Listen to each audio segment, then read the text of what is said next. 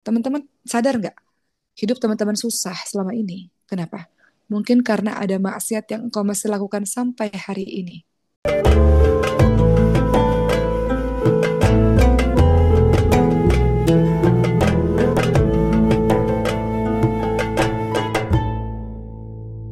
Baik, teman-teman yang dirahmati oleh Allah Subhanahu wa taala, alhamdulillah kita bertemu lagi pada eh, kesempatan kali ini. Senang sekali saya bisa menyapa teman-teman semua, ada yang di rumah, ada yang bekerja di kantor, ada yang di sekolah. Hari ini tema kita tema yang cukup membuat saya cukup membuat umat bergetar juga ya. Temanya adalah apakah Allah mencintai hamba yang masih berbuat dosa. Eh, Kalau saya tanya di sini teman-teman semua, saya mulai dengan apakah ada orang yang bersih daripada dosa? Apakah ada orang yang suci? Apakah ada orang yang tidak pernah terjatuh dalam lubang dosa? Nggak ada. Makanya Rasulullah Shallallahu Alaihi Wasallam mengingatkan bahwa semua anak Adam berbuat dosa dan sebaik-baik mereka yang berbuat dosa adalah mereka yang bertobat kepada Allah Subhanahu Wa Taala. Sebentar. Saya, teman-teman semua, kita punya dosa kita masing-masing. Yang sampai hari ini dengan kasih sayang Allah Subhanahu wa taala, Allah masih tutup di mata manusia sehingga orang-orang hormat kepada kita.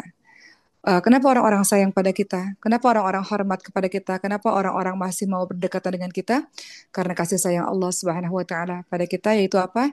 Yaitu Allah masih menutup kekurangan aib kesalahan kita di hadapan mata manusia. Orang-orang sayang pada kita bukan karena kita soleh, bukan. Tapi karena Allah menutup kekurangan dosa maksiat kita di hadapan mata manusia yang lainnya. Itu adalah bentuk kasih sayang Allah Subhanahu wa taala. Itu pula kalau kita sedang sholat, kita katakan Rabbighfirli warhamni wajburni warfa'ni warzuqni wahdini wa'afini wa'fani. Ya kan? Dalam sholat kita juga minta sama Allah, Rabbighfirli, ya Allah ampuni saya. Warhamni, ya Allah sayangi saya. Wajuburni, tutupi aib saya. Jadi kita manusia, saya, Uma, adalah orang-orang yang kotor, orang-orang yang penuh dengan dosa, orang-orang yang kalau kita jujur sama diri kita sendiri, bersendiri bersama dengan Allah Subhanahu Wa Taala, kita tahu bahwa dosa kita yang kita lakukan sampai hari ini, atau mungkin bahkan masih kita lakukan sampai hari ini, banyak di hadapan Allah Subhanahu Wa Taala.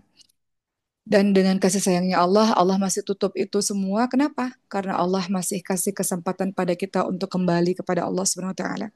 Sebagian dari kita jauh ya, sudah jauh, sudah pergi jauh, sudah lari jauh daripada Allah Subhanahu Wa Taala. Mudah-mudahan lewat tausiah kali ini sudah saatnya kita balik lagi. Sudah saatnya kita kembali lagi. Sudah saatnya kita berada di jalan kita lagi. Sebagaimana kita mengatakan dalam surat Ihdinas Siratal Mustaqim, ya Allah tunjukilah kami jalan yang lurus. Kita minta kepada Allah, mau balik lagi ya Allah. Mau balik lagi jadi baik seperti yang pernah kita lakukan di masa-masa yang lalu. Teman-teman tahu kan bahwa iman itu naik dan turun. Naik karena ketaatan, turun karena kemaksiatan.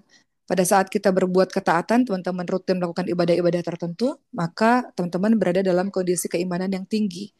Tapi manusia itu tidak selamanya berada dalam kondisi keimanan yang tinggi. Kadangkala dia terjatuh, kadangkala dia terpeleset, kadangkala dia berbuat maksiat yang membuat keimanannya turun, sehingga berefek kepada ibadahnya juga yang tidak senikmat biasanya kalau keadaan imannya sedang tinggi. Jadi pada hari ini apakah Allah mencintai hamba yang berbuat dosa? Iya. Ketika hamba tersebut menyadari kesalahannya dan kemudian kembali kepada Allah Subhanahu wa taala dengan bersegera. Kenapa? Seperti kata Rasulullah Sallallahu Alaihi Wasallam bahwa semua bani Adam berbuat dosa dan sebaik-baik orang bukan orang yang tak pernah berbuat dosa, tapi orang yang bertobat kembali kepada Allah Subhanahu wa taala. Manusia nggak pernah lepas dari kesalahan, besar maupun kecil.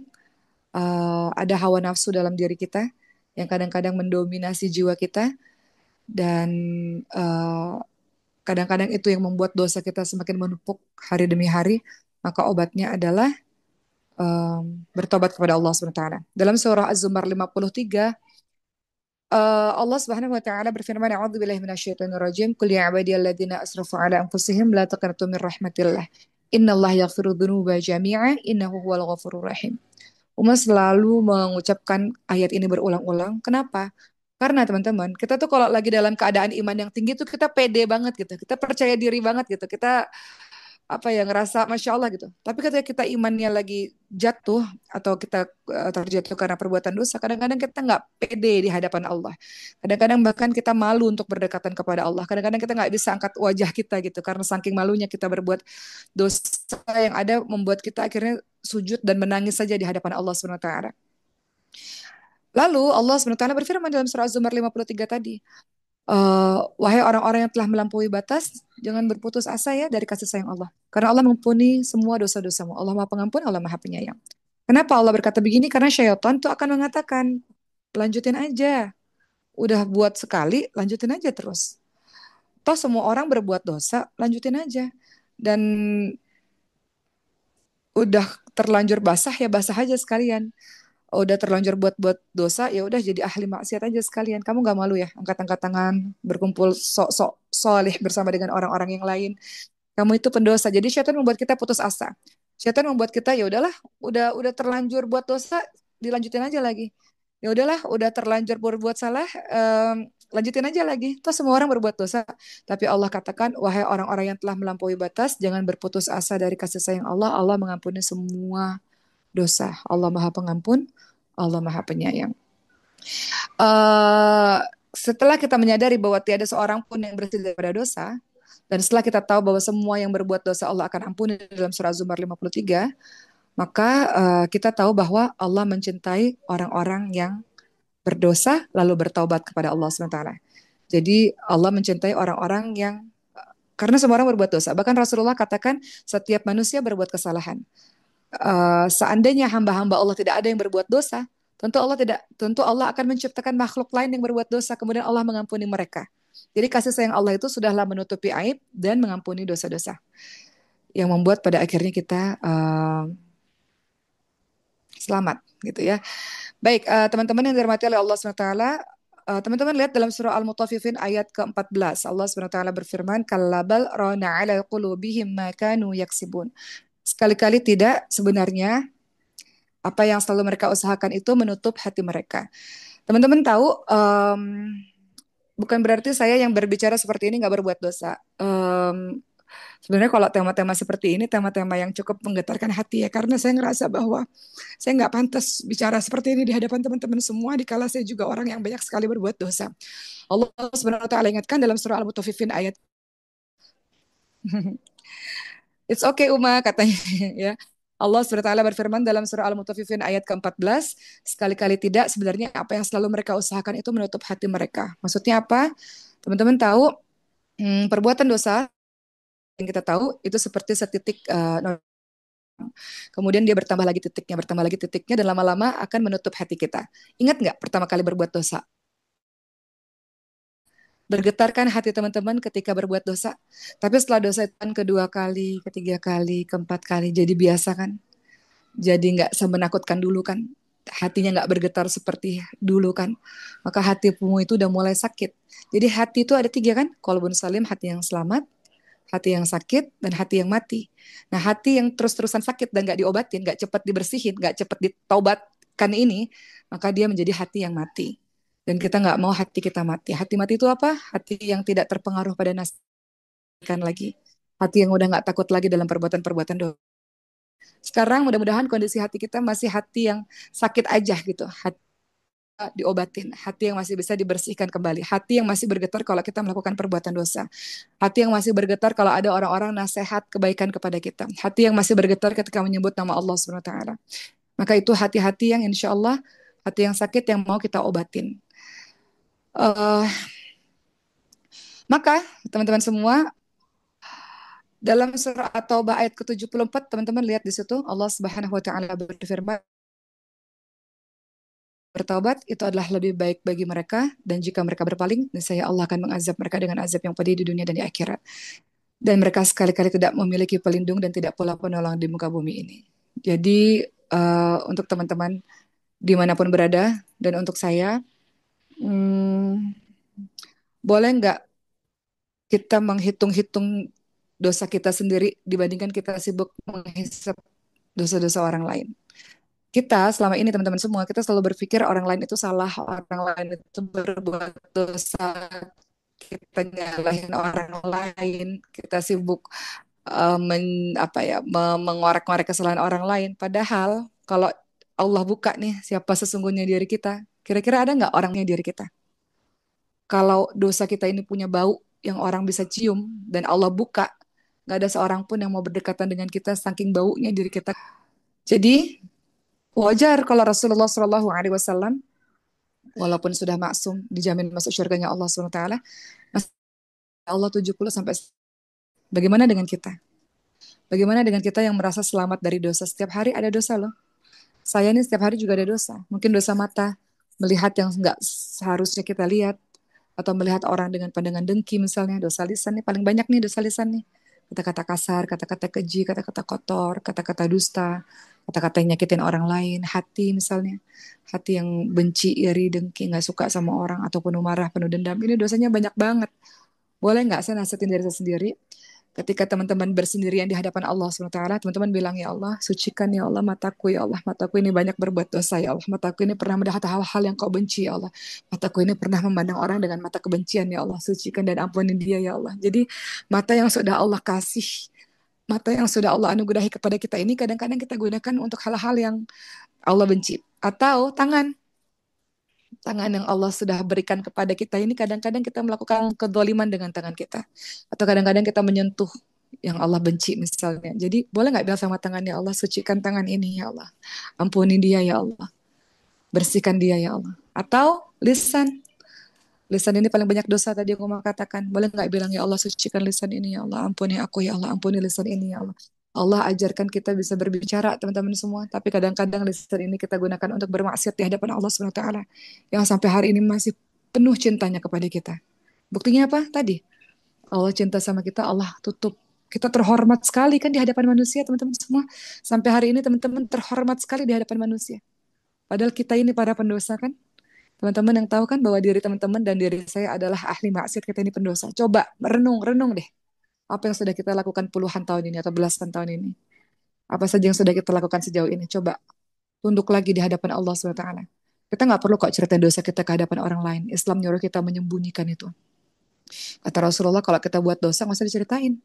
Ada jenis orang yang pagi ini kita buat dosa, kemudian sore dia cerita sama orang lain dengan penuh bangga, padahal Allah sudah tutup.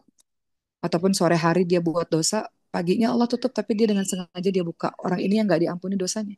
Karena Allah maha penutup aib. Jadi jangan buka-buka aibmu sendiri. Yang Allah inginkan bukan buka-buka atau berbangga dengan kemaksiatan yang kau lakukan. Yang Allah inginkan, yang Allah cintai adalah Allah tahu kita semua berbuat dosa. Tadi kita ingat bahwa seandainya di dunia ini nggak ada yang buat dosa, Allah ciptakan kok makhluk lain yang buat dosa dan Allah akan ampuni dia. Tapi yang Allah inginkan adalah ketika kau berbuat dosa, boleh nggak berhenti teman-teman semua? Boleh nggak cepat ngeremnya? Kadang-kadang kita ini buat dosa, kemudian kita terlena dengan dosa. Apapun itu bentuk dosanya, teman-teman yang paling tahu dosa teman-teman semua. Kita terlena dengan perbuatan dosa kita dan kita ngerasa sulit untuk berhenti dari perbuatan dosa itu.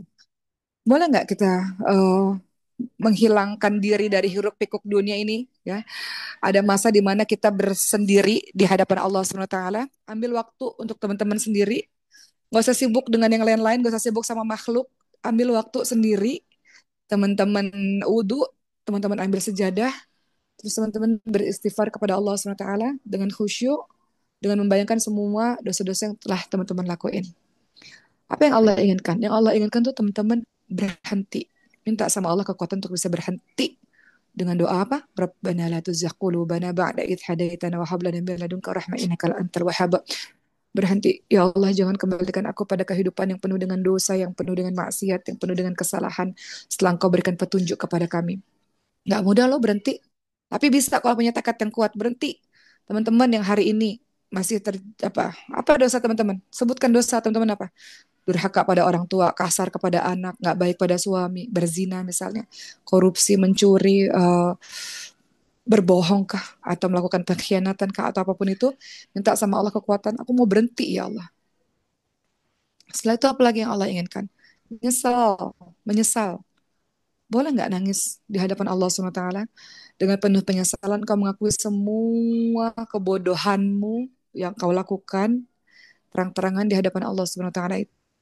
Kau alirkan air matamu dan kau menyesal dengan kerendah hatian dirimu dan mengakui semua kesalahan dirimu, mengakui bahwa semua yang terjadi ini akibat ada kesalahan kita. Menyesal kita. Teman-teman tahu kenapa doa Nabi Yunus dalam surah Al-Anbiya ayat ke 87. Itu doa yang sangat mustajab ketika kita menghadapi sesuatu yang sulit dan Allah lantas menyelamatkan kita. Doanya bunyinya la ilaha illa anta subhanaka inni kuntu minadh dhalimin. Kenapa doa itu sangat mustajab sampai-sampai Nabi Yunus yang dalam perut ikan yang gak ada seorang pun bisa bantu Nabi Yunus bisa keluar dari perut ikan. Dan begitu pula kalau kita lagi dalam keadaan susah nggak ada seorang pun yang bisa bantu baca doa la ilaha illa anta subhanaka inni kuntu minadh dhalimin. Ada apa dengan doa itu? Karena di dalamnya ada la ilaha illa anta tauhid subhanaka ada puji-puji Allah dan zalim pada diriku sendiri. Dalam kata lain adalah aku ngaku ya Allah bahwa aku ini berdosa, aku ini pendosa, aku ini banyak salah ya Allah. Banyak hal terjadi dalam hidupku karena kesalahanku, kesehatanku wahai Allah. Teman-teman ingat nggak setiap perbuatan yang teman-teman lakukan, apakah teman-teman kira nggak ada balasannya untuk diri kita sendiri? فَمَنْ يَعْمَلْ مِثْقَالَ ذَرَّةٍ خَيْرًا يَرَهُ وَمَنْ يَعْمَلْ مِثْقَالَ ذَرَّةٍ شَرًّا يَرَهُ. Kebaikan sebiji zarrah Allah balas, kejahatan, dosa yang kau lakukan sekecil apapun Allah balas. Makanya dikatakan kalau engkau buat dosa,